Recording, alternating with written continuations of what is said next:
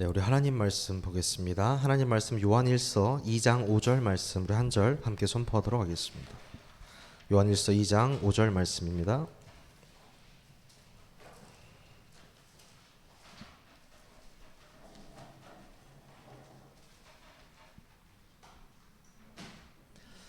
신약성경 요한일서 2장 5절 한 절 말씀 한 절 함께 선포하도록 하겠습니다. 시작. 누구든지 그의 말씀을 지키는 자는 하나님의 사랑이 참으로 그 속에서 온전하게 되었나니 이로써 우리가 그의 안에 있는 줄을 아노라. 아멘. 여러분과 함께 나눌 말씀은요,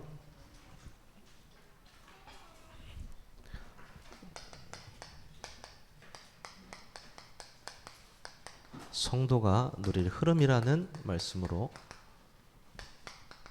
나누겠습니다.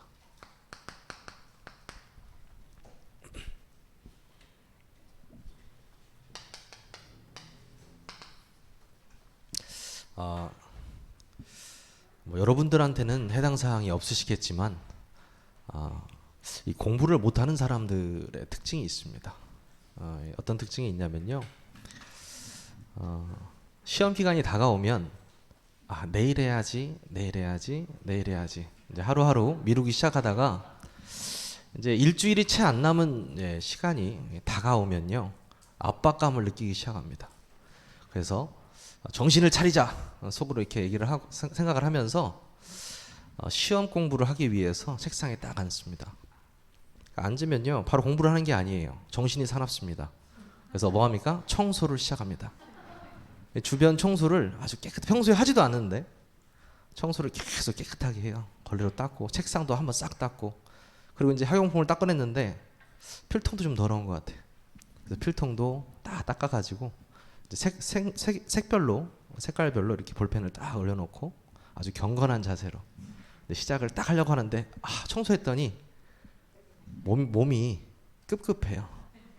샤워를 한번 시원하게 하고 해야겠다 하고 샤워를 한번 시원하게 합니다. 그리고 책상에 딱 앉아요. 어떻겠습니까? 잠이 사르르 오기 시작합니다. 그러면 어차피 제대로 해야 되니까 한숨만 딱 자고 하자. 그래서 알람을 1시간 딱 맞춰놓고 잠깐 딱 누웠는데 아침이 되었어요. 지금 웃으시는 분들은 그런 경험이 아주 다분하신 분들입니다. 눈을 감았다 분명히 떴는데 아침이 되었고 큰일 났네. 이거 어떡하지? 해가지고 그때 부랴부랴 공부를 하기 시작합니다. 공부를 하는데요, 교과서가 이렇게 한 권이지 않습니까? 한 권인데 분량이 있는데 한 앞에 5페이지만 계속 외우기 시작합니다. 근데 그 5페이지 이상 진도가 나가질 않아요. 왜? 그냥 무식하게 외우니까요. 아무리 봐도 5장을 외웠는데 다시 처음부터 하니까 또 앞장의 생각이 안 나. 계속 이런 무한적인 반복이 시작됩니다. 그런데요, 이 공부를 잘하는 사람, 또 일을 잘하는 사람은 조금 다릅니다. 어떤 게 다르냐면요,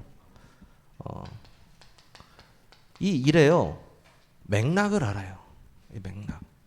이 맥락이라는 단어가 의학용어입니다. 의학용어. 그래서 이 혈관과 혈관을 연결하는 그 관계를 의미하거든요.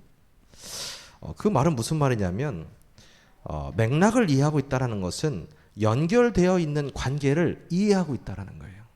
그래서 이 맥락을 아는 사람의 특징이 뭐냐면요,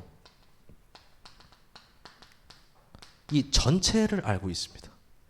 이 전체에 무엇을 알고 있습니까? 흐름을 알고 있습니다.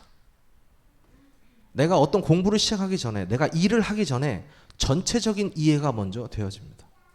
그리고 나서 그 전체를 보고 나서 여기서 가장 중요한 것이 이것이구나 하고 이 맥락을 딱 짚는 거예요. 그 맥락을 딱 짚은 후에는 어떻게 되겠습니까? 이게 나와요. 내가 무엇부터 해야 될 것인가? 내가 무엇부터 해야 될 것인가? 이 책을 공부할 때는 내가 쭉 한번 훑어보니까 이렇구나. 이거 딱 느껴지더라고요. 제가 중학교 때 제 친구가 전교 2등이었거든요.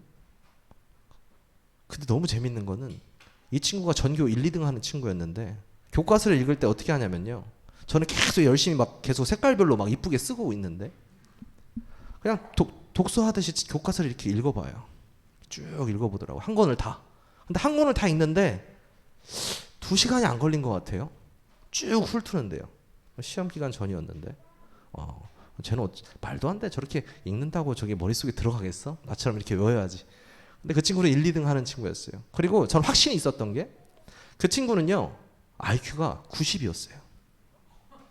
저는 135였거든요. 그래서 내가 당연히 더 했는데 처참하게 그 친구는 제 점수는 공개하지 않겠습니다. 제 등수는 공개하지 않겠지만 처참하게 내려가더라고요. 전체의 흐름의 책을 딱 읽어보고 그 흐름 속에서 맥락을 딱딱 짚어서 시험 공부를 하는 거예요. 아주 효율적으로. 그러나 저는 그렇지 않았죠. 이 전체의 흐름을 보고 우선순위를 딱 파겠다는 그 맥락을 이해했다고 말씀드렸잖아요. 그래서 제가 이 방법을 똑같이 한번 해보려고 여러 가지 방법을 이렇게 사용을 해보니까 너무 좋은 거예요. 그래서 우리 청년들을 만날 때마다 일을 시작하는 청년들, 또 일을 방금 시작한 청년들한테 제가 항상 이 습관에 대해서 포럼을 합니다. 메모를 한번 시작해봐라. 메모를 한번 해봐, 친구야. 내가 일이 좀 잘 안 되고 일 속에서 좀 인정받지 못하는 부분이 있다면 메모를 한번 해봐. 일단 다 적어봐. 내가 해야 될 일들, 내가 배워야 할 것들 한번 다 적어봐. 그리고 거기서 우선순위를 매겨봐. 내가 뭘 먼저 해야 되는지, 중간에 들어온 일이 있으면 어디에 배치해야 하는지, 이런 것들을 계속 해봐. 며칠에서 안 되면 또 해봐. 또 도전해봐. 계속 이렇게 하거든요. 근데 최근에는 한 청년이 저한테 사진을 보냈더라고요. 자기 메모한 걸 딱 보여주고 말씀 운동 끝나고 나서 뿌듯하더라고요. 아, 얘는 되겠다. 저는 이게 생각이 들었어요. 왜? 전체의 흐름을 보고 맥락을 금방 찾을 수 있으니까요. 이게 굉장히 중요하거든요. 그런데 이 모든 것이 다 맞는 것 같고 좋은 것 같은데 이걸 뒤집는 것이 있습니다. 뒤집는 것이. 뭡니까? 말씀의 흐름을 따라가는 것입니다. 웃기죠?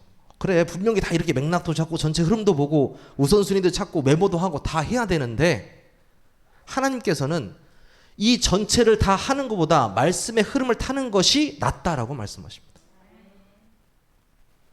여러분 이거 들으시면서 많이 공감도 가시고 이해도 되시잖아요.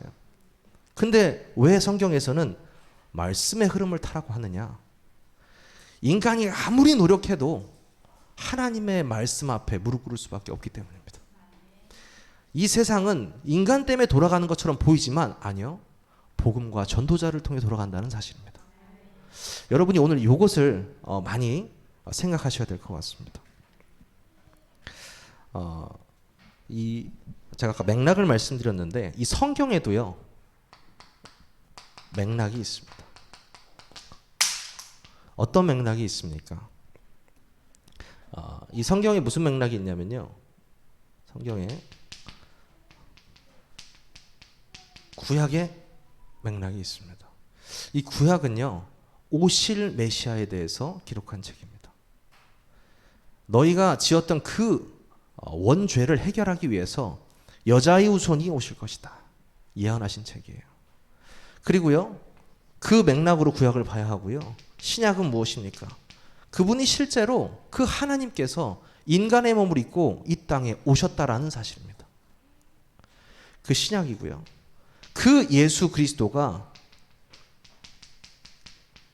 이 십자가에서 우리의 모든 죄를 끝내시고 죽으셔서 부활하셨다는 사실입니다. 여러분이요. 이 성경을 무슨 맥락으로 봐야 할 것입니까? 이 맥락으로 보셔야 됩니다. 그리스도의 눈으로, 여자의 후손의 눈으로, 우리를 대신해서 죽으신 그 십자가의 죽으심과 부활하심의 눈으로, 여러분이 그 눈으로 성경을 바라보셔야 됩니다.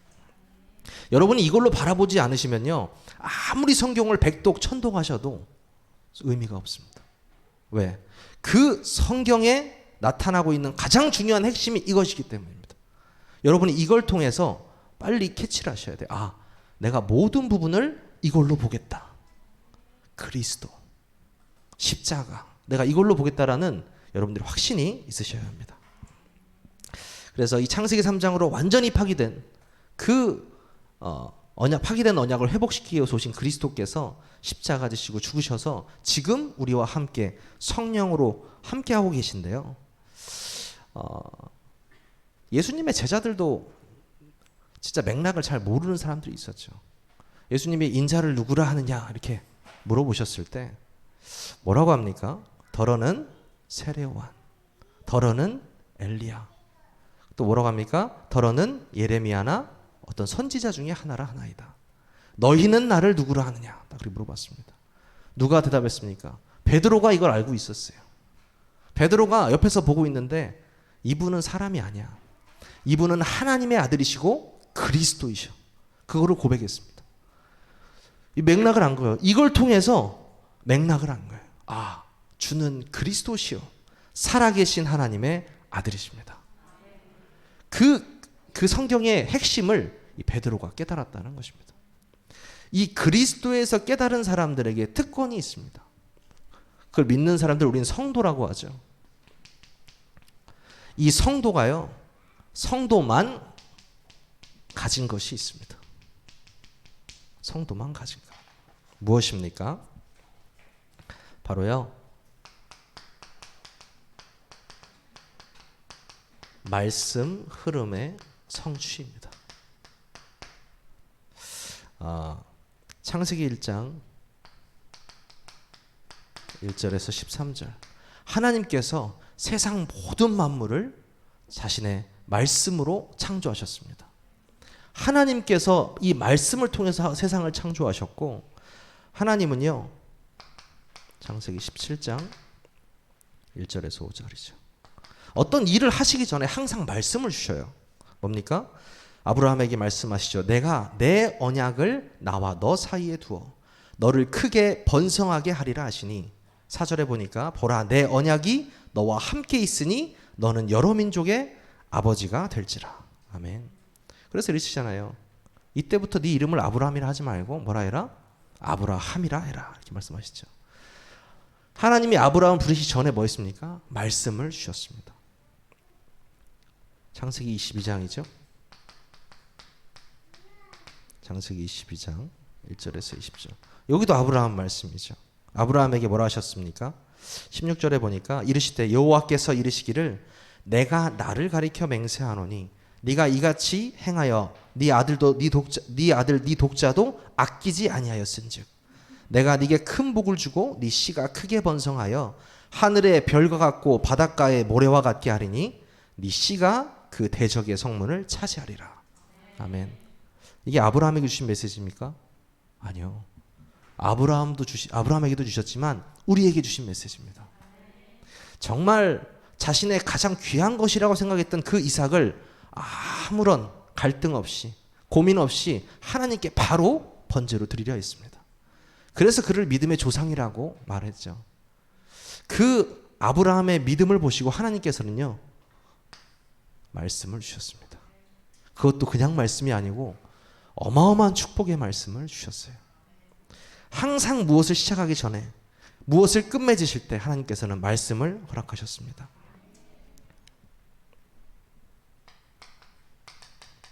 이사야 40장 6절에서 8절이죠. 푸른 마르고 꽃은 시드나 하나님의 말씀은 어떻습니까? 영영이 서리라 하라. 이렇게 말씀하셨죠. 세상에 영원한 게 있습니까? 없습니다. 세상에 영원한 건 오직 말씀뿐입니다. 오직 이 말씀만이 여러분 안에서 영원하십니다. 그래서 여러분이 영원토록 하나님과 함께 할 존재라는 것입니다. 그 영혼의 생명이 나와 함께 하고 있기 때문에 영생이라고 하잖아요. 이 말씀은요, 히브리서 13장 18절이죠. 이 말씀은 어제나 오늘이나 영원토록 동일하시다. 예수 그리스도도 그렇고요, 말씀도 그렇고요, 하나님도 그렇고요, 어제나 오늘이나 영원토록 동일하실 줄 믿습니다. 여러분이요, 성도만이 가질 수 있는 것이 바로 이 말씀의 흐름이라는 것입니다. 그리고요, 기도의 흐름이 있습니다. 기도의 흐름이죠. 기도에서 가장 중요한 건 제가 항상 말씀드리지 않습니까? 기도는 누구나 할 수 있습니다. 누구나 할 수 있어요. 지나가는 사람도 할 수 있고 귀신 들린 사람도 할 수 있고 하나님의 자녀도 할 수 있습니다. 하지만 대상이 다르죠. 진짜 하나님께 드리는 기도는 하나님의 자녀만 할 수 있습니다. 하나님의 자녀로서만 하나님께 기도할 수 있는 자격이 주어지기 때문입니다. 그래서요, 성도의 특권이며 그 하나님의 자녀가 예수 그리스도의 이름으로 기도할 때 하나님께서는 구하는 자에게 성령을 주시는 것입니다. 그래서 여러분이요, 이 기도의 비밀을 또 이 기도의 흐름을 타셔야 되는데요. 가장 먼저 어떤 기도냐? 이 복음의 내용을 깊게 묵상하는 것입니다. 죄와 저주와 사단의 그 지옥 배경에서 죽을 수밖에 없던 우리를 예수 그리스도의 그 십자가의 죽으심과 부활하심으로 나의 옛사람이 완전히 그곳에서 죽고 거듭난 사람으로, 새 것으로, 새로운 언약으로, 새로운 피조물로 하나님께서 만드신 것입니다. 그게 믿어지는 게 은혜요.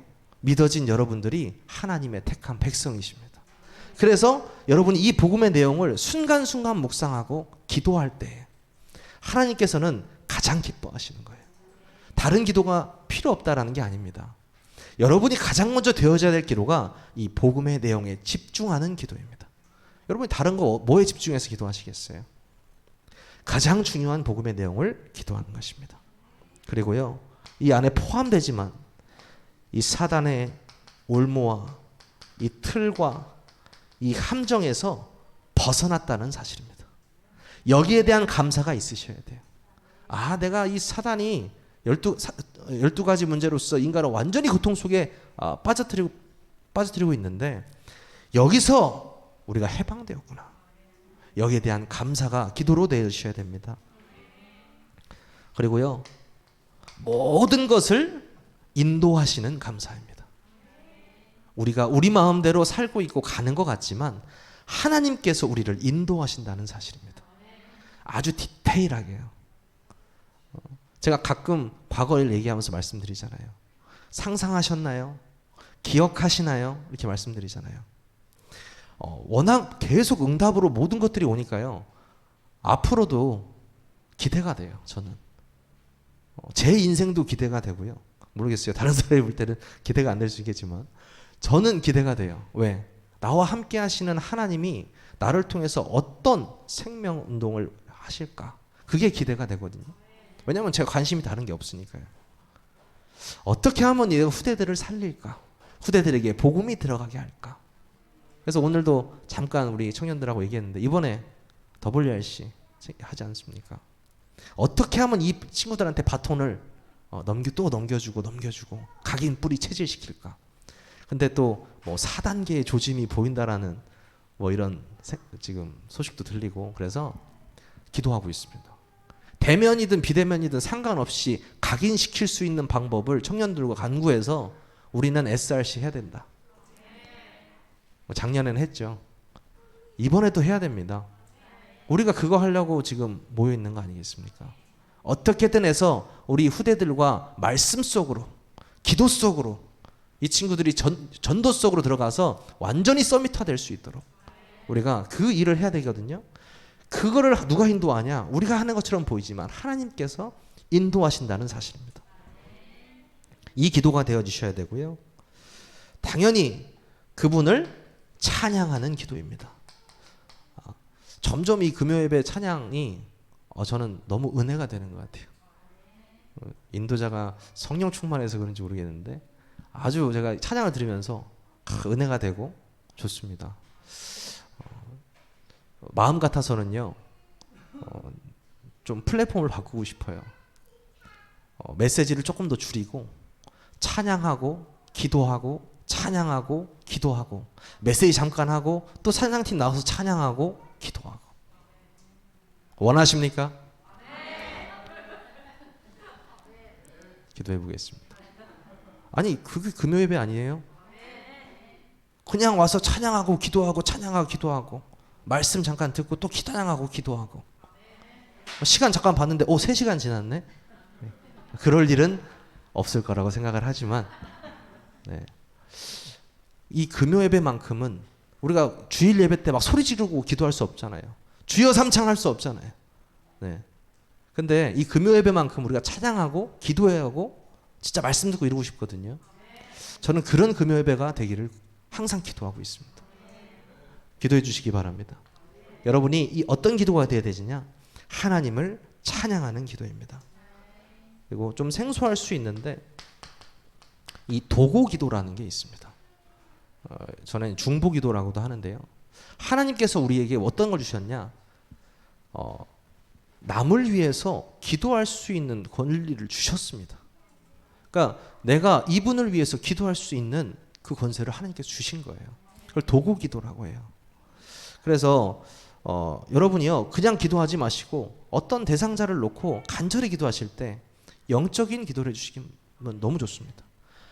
이 사람이 잘 되고 못 되고가 문제가 아니고 예배가 회복되어지고 이 사람이 영적인 것이 완전히 회복되어져서 이 가정과 그 사람의 가문이 복음으로 살아날 수 있도록 그 기도를 해주셔야 되는 것입니다.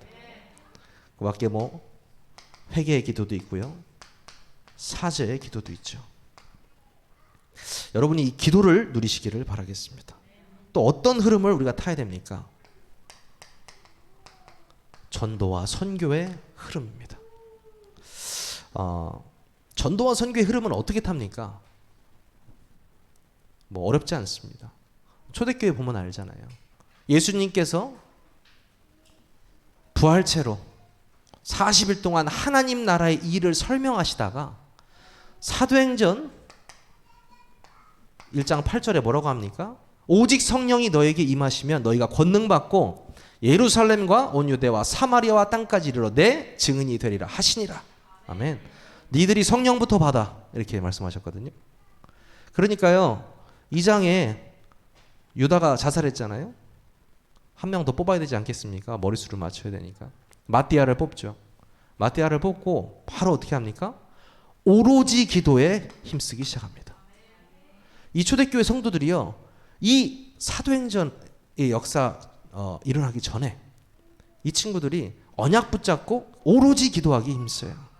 그 다음에 어떤 일이 일어납니까? 바로 안전뱅이가 일어나 버려요. 그 성전 미문에 앉아있던 안전뱅이 평소엔 없었습니까? 계속 있었잖아요. 이게 성령의 충만함을 받으니까 다르게 보이는 거예요. 이 사람한테 필요한 것이 은과 금이 아니고 나사렛 예수 그리스도의 이름이구나, 그 이름의 권능이구나 하고 잡아치니까 어떻게 됩니까? 일어나는 거예요. 일어나서 온 동네를 뛰어다니는데 그게 뭐예요? 전도예요. 저 사람 쟤 계속 앉아 있었던 애 아니야? 왜 뛰어다니지? 예수 그리스도 이름으로 베드로가 잡아 이끌었대. 그냥 가는 곳마다 전도가 되어져. 어느 정도 전도가 되어지냐? 지금 그 공회에서 문제가 될 정도로 전도가 되어지는 거예요. 그래서 이 베드로를 불러왔습니다.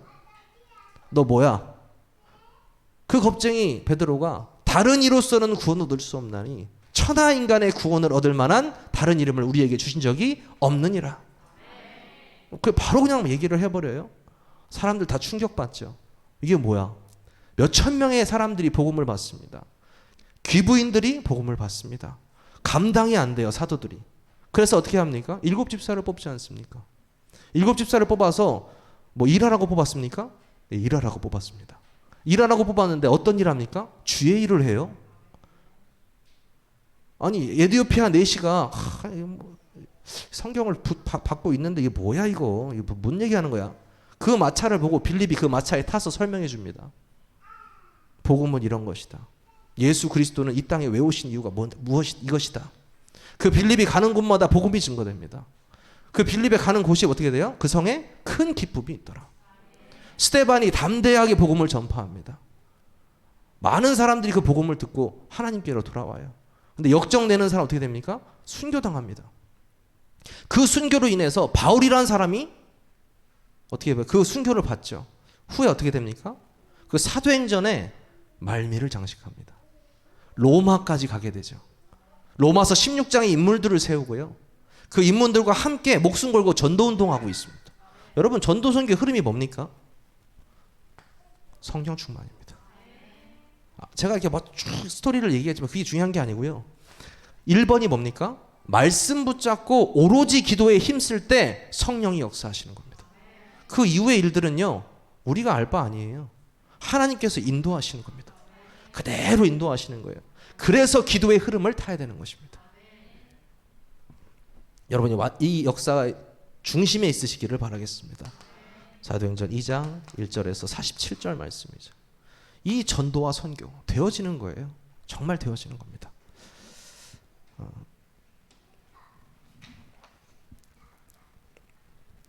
말씀의 흐름을 타야 됩니다. 이 말씀의 흐름을 타야 여러분이 진짜 이 시대 속의 흐름을 알 수가 있죠. 가장 먼저 무슨 흐름을 타야 됩니까?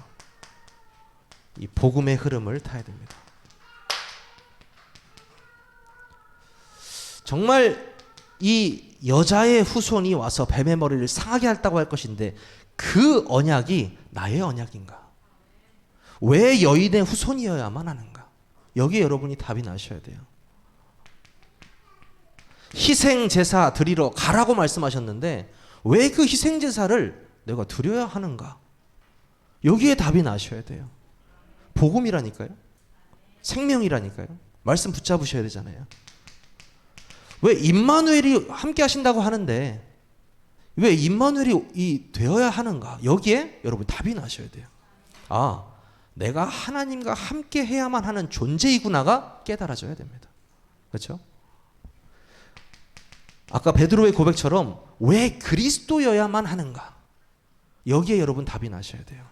그 그리스도만이 우리의 모든 문제를 끝내실 수 있기 때문입니다. 믿으십니까? 여러분이요, 언약의 흐름을 타셔야 합니다. 무슨 말입니까? 창세기 12장 1절 3절이죠. 너는 본토 친척 아비 집을 떠나서 내가 네게 명령한 땅으로 가라고 말씀하셨습니다. 하나님께서 말씀을 딱 주셨어요. 그 언약을 딱 붙잡고 무엇입니까? 순종하는 자. 순종하는 자는 어떻게 됩니까? 그 언약의 여정에 탑승하게 되는 것입니다. 순종하는 순간 그 언약의 하나님께서 예비하신 그 여정 속으로 그냥 들어간 거예요. 얼마나 간단합니까? 여러분이 이 언약의 흐름 속에 계시기를 바랍니다. 시대의 흐름입니다.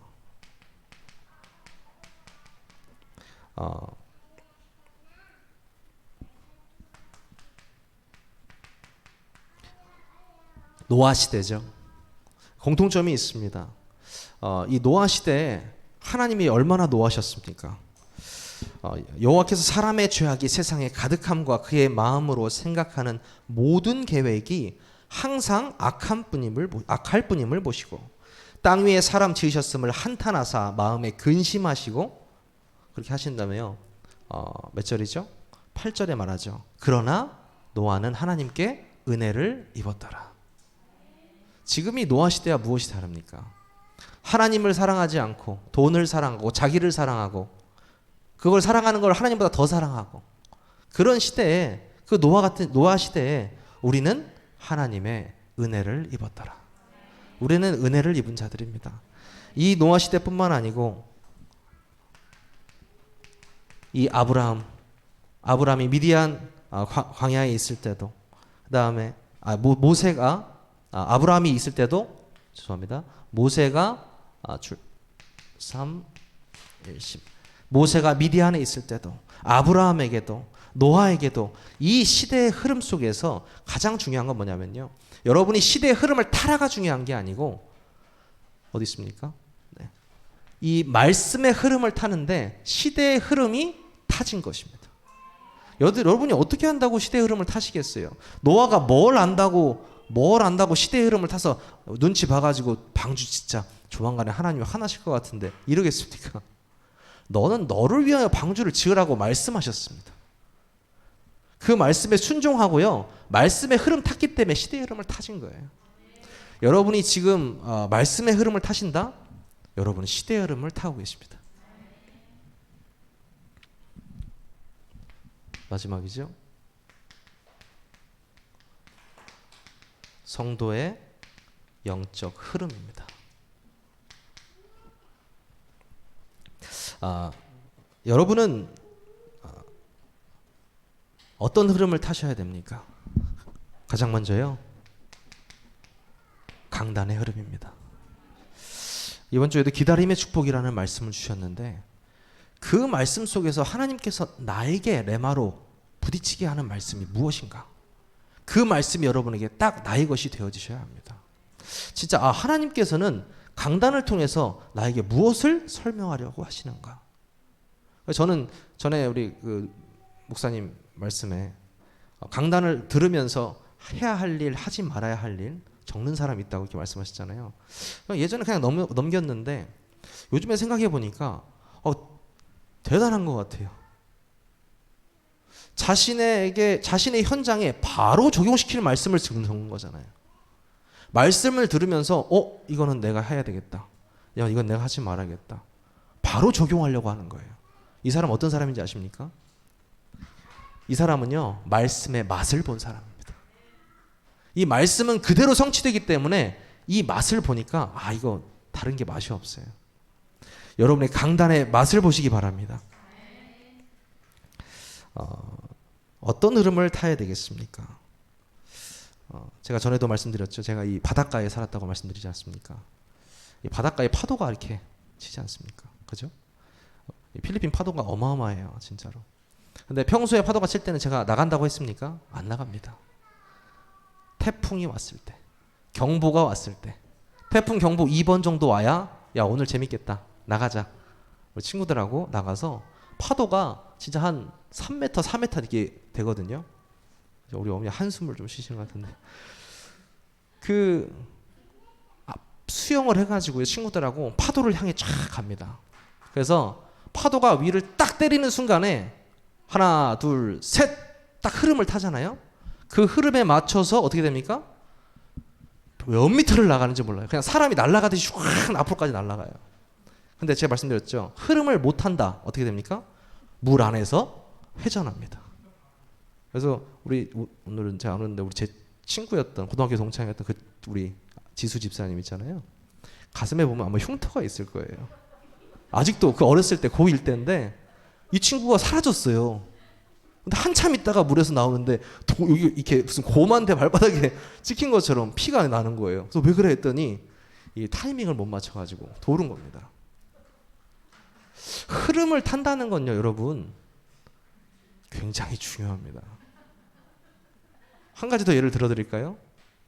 제가 말을 기가 막히게 탑니다. 말을 어느 정도 잘 타냐? 제가 승마 시간에 저만 말을 탔어요, 거의. 친구들이 말을 무서워했어요. 왜? 낙마하면 무섭잖아요. 저는 어느 정도 탔냐? 안장을 빼버립니다. 이해하십니까? 안장을 빼요. 말 등이 엉덩이에 느껴집니다. 꼬리뼈가. 그걸 탑니다. 그리고 슈퍼를 가거든요. 그거 타고 슈퍼를 가는데요. 아직도 그 기억나요. 그 친구 말 이름이 스티브였거든요. 스티브! 그러면 바로 달려옵니다. 저한테. 타가지고 가는데 3가지 단계가 있어요. 이 말은 또각 걸을 때는 엉덩이가 하나도 아프지 않습니다. 근데 2단계 총총총총 뛰는 게 있어요. 엉덩이가 진짜 꼬리뼈가 나갈 것 같아요. 근데요, 세차게 달릴 때가 있습니다. 어떨 줄 아세요? 하나도 안 아파요. 그 빠른 흐름을 탈 때는요, 하나도 안 아파요. 그리고 걸을 때도 안 아파요. 근데 언제 아파요? 총총총총 걸을 때 아파요. 무슨 말입니까? 여러분이요, 예배 드리는 게 아무것도 아닌 것 같으세요? 말씀 운동하시고 수요 예배 드리시고 금요 예배 드리시고 오전 오후 예배 드리시고 새벽 기도 드리시고 지루하십니까? 힘드십니까? 그 빠른 흐름 속에 있는 거예요. 그 말의 최고 빠른 그 속에 있는 거예요. 가장 편안한 상태에 있으신 거예요. 그 흐름 속에 계신 거란 말이죠. 그 흐름 안에 있다 없다가 얼마나 중요하냐? 이 강단의 말씀을 듣고 있다 안 있다 얼마나 중요하냐? 가끔 그런 분들 계시죠? 나 교회에 일단 안 나가고 집에서 위성으로 인터넷으로 예배 드려. 아유 똑같아. 이제 이렇게 말씀하시는 이렇게 있습니다. 한다 주워 박아버리고 싶어요. 저는 그런 말씀 들으면 예배는 신령과 진정으로 드려야 하죠. 온라인으로 드려야 합니다. 근데 교회 자체에 나와서 예배 드리는 것을 하찮게 생각하는 사람들은요, 정말 이거 회개하셔야 돼요. 다 함께 모여 기도할 때에 어떤 일은 일어났습니까? 성령의 충만함이 일어났습니다. 여러분, 함께라는 말을 무시하시면 안 돼요. 원네스라는 말 무시하시면 안 됩니다. 두세 사람이 기도하는 그곳에 내가 있겠다라고 말씀하셨습니다. 여러분이 이 강단의 말씀 붙잡고 영적 흐름을 타시기 바랍니다. 어떤 기도입니까? 지금 우리가 이 새벽 기도 하고 있죠. 여러분들은 그 새벽 기도를 집에서 하시기 때문에 잘 모르실 수도 있습니다. 화면에 비치는 것만 있으니까요. 근데 정말 가끔 제가 혼자 예배 드릴 때가 있어요. 정말 가끔.